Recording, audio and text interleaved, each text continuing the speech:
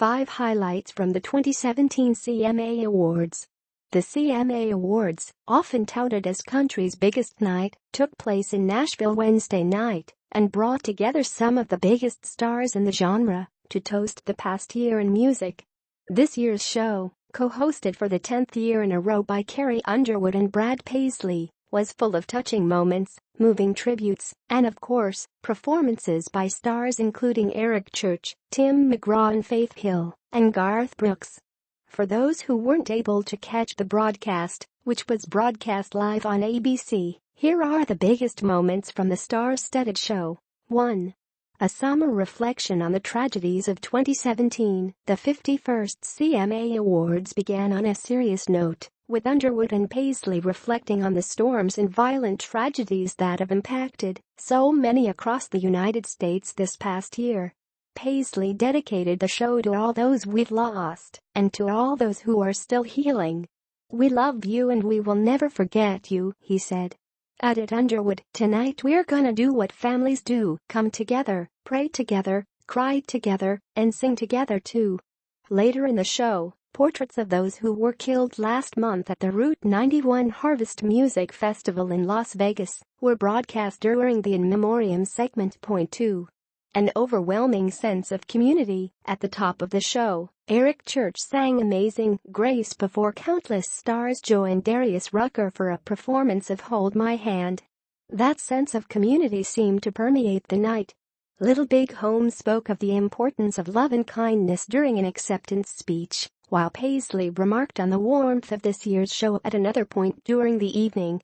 "I feel truly like there's a family in this room tonight," added Miranda Lambert as she accepted the award for Female Vocalist of the Year. "We are bonded together and banded together more than we have ever been." 3. Urban debuts new song inspired by Weinstein allegations. Superstar Keith Urban debuted his new song, Female, partly inspired by the Harvey Weinstein scandal. The song, written by Ross Copperman, Nicole Gallion and Shane McAnally, was recorded just 3 weeks ago for the first time. Urban told Billboard magazine, "As a husband and a father of 2 young girls, it affects me in a lot of ways. And as a son, my mother is alive.